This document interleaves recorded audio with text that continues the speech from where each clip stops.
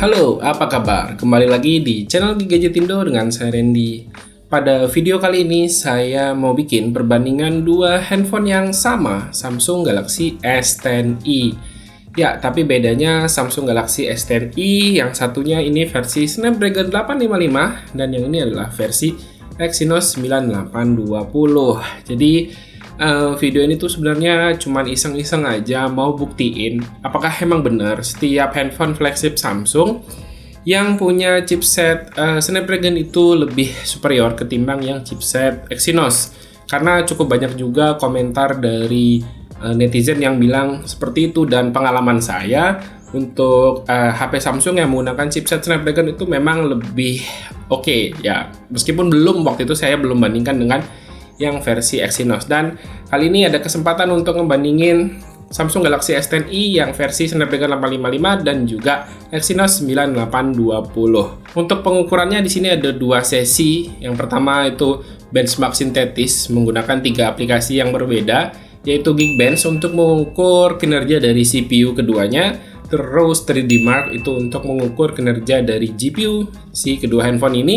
Yang ketiga itu Antutu untuk mengukur keduanya, dan nanti saya akan ceritakan bagaimana di sesi kedua itu adalah real life pengalaman penggunaan dari kedua smartphone ini. Oke, kita akan langsung mulai aja benchmark menggunakan aplikasi yang pertama, yaitu Geekbench ya. Yang seperti saya bilang tadi, ini fungsinya adalah untuk mengukur kinerja dari kedua CPU yang ada di Snapdragon 855 dan juga Exynos 9820. Sebagai catatan, di bagian CPU ini terdapat perbedaan konfigurasi Big Little yang dipakai kedua chipset ini, di mana Snapdragon 855 pakai satu performance cores Cortex A76, speed maksimalnya itu 2,84 GHz. Terus ada 3 performance Cortex A76 juga, tapi speednya ini lebih lambat di 2,42 GHz. Sama 4 sisanya itu untuk low power, pakai Cortex A55 yang berjalan maksimal di 1,78 GHz. Nah, sementara di Exynos 9820 dia pakai 2 custom core M4, speed maksimalnya di 2,73 GHz. Terus 2 Cortex A75 yang lebih rendah itu dengan speed maksimal 2,3 GHz. Dan 4 low performance dengan Cortex A55, speednya itu maksimal di 1,95 GHz. Untuk fabrikasi juga beda. Snapdragon 855 sedikit lebih kecil dengan 7 nanometer, sementara Exynos 9820 itu 8 nanometer. Hasil dari Geekbench, sebenarnya skor single core di Exynos ini lebih tinggi, tapi kalau untuk multicore Snapdragon 855 jauh lebih tinggi. Nah, yang jadi pertanyaan itu korelasi dari skor ini dalam penggunaan sehari-hari itu seperti apa? Jadi yang saya alamin adalah untuk buka tutup aplikasi di Snapdragon 855 itu lebih cepat ya, lebih ngebut ketimbang di 9820-nya Exynos. Sebenarnya kalau kalian nggak pakai HP ini bersamaan itu nggak akan terlalu kerasa ya, karena memang perbedaannya tuh cukup tipis, bisa dibilang hampir nggak kerasa lah ya. Jadi sebenarnya si Exynos 9820 ini juga udah cukup ngebut untuk chipset yang bisa ditemui di tahun 2020 ini. Oke, tes kedua kita coba pakai 3D Mark, yang di sini fungsinya adalah untuk mengukur kinerja dari GPU keduanya. Untuk versi Snapdragon dia menggunakan Adreno 640 yang ya umumnya dia lebih superior ketimbang versi Mali yang digunakan oleh Exynos 9820, yaitu Mali G76MP12. Hasil 3D Mark di sini emang ngebuktiin kok. Di sini kalian bisa lihat ya jalannya tes di S10e versi Snapdragon ini lebih smooth, lebih mulus ketimbang di versi Exynos. Dan S10e versi Snapdragon juga bisa nyelesain tes lebih cepat ya. Ini juga kejawab pas dipakai buat ngegame. Untuk COD Mobile sebenarnya dapat settingannya tuh ya sama-sama mentok di grafik very high dengan frame rate max. Bedanya kalau versi di Snapdragon ini FPS-nya tuh kerasa lebih stabil dibanding di versi Exynos. Apalagi kalau dipakai ngegame yang agak lama, sekitar ya 25-30 menitan. Sampai di sini komentar miring soal performa Exynos mulai ya sedikit kejawab ya.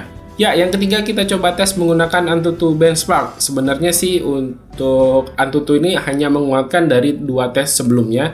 Di skor Antutu juga udah terlihat kalau skor CPU dan GPU di Snapdragon 855 ini lebih ngebut ketimbang di Exynos 9820. Selama proses pengetesan, suhu yang dihasilkan oleh Galaxy S10e versi Exynos ini sedikit lebih tinggi dibanding versi Snapdragon. Hal serupa juga saya rasain pas pakai HP ini sehari-hari. S10e versi Exynos ini emang lebih ngasilin suhu yang sedikit lebih panas ketimbang di versi Snapdragon. Untuk nonton YouTube 30 menitan aja udah bisa bikin bodi belakang dari S10e versi Exynos ini kerasa agak hangat gitu ya. Masalah ini tuh kirain cuman saya aja yang ngalamin. Ternyata di kolom komentar juga ada yang ngerasain hal serupa. HP S10e-nya versi Exynos itu mudah hangat ya, walau cuman dipakai buat nonton-nonton doang. Selama proses tes Antutu, baterai yang berkurang juga lebih banyak pada versi Exynos. Ya, hal ini sejalan ya pas dipakai sehari-hari, dimana dalam pemakaian sehari-hari ala saya yang HP-nya selalu connect dengan smartwatch, baterai di Galaxy S10e versi Snapdragon ini bisa bertahan dengan rata-rata screen on time sekitar 5 jam.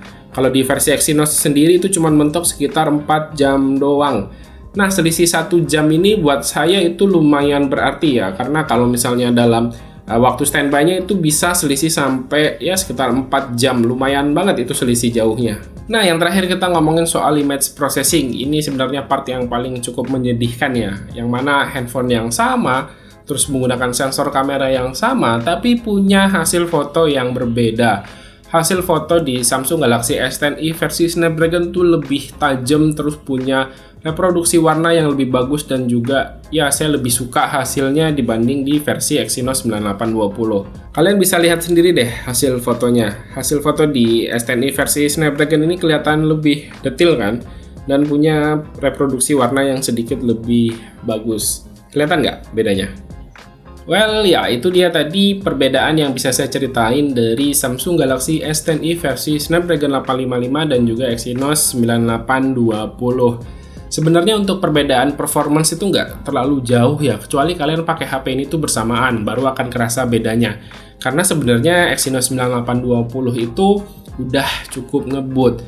Tapi untuk urusan baterai ini yang menjadi concern saya, karena perbedaan screen on time 1 jam itu atau standby time lebih kurang selisih 4 jam itu lumayan jauh, yang mana lebih hemat di Snapdragon 855. Ya, semoga dengan banyaknya komentar netizen, mungkin kedepannya Samsung Indonesia bisa ngebawa flagship mereka dengan menggunakan chipset Snapdragon.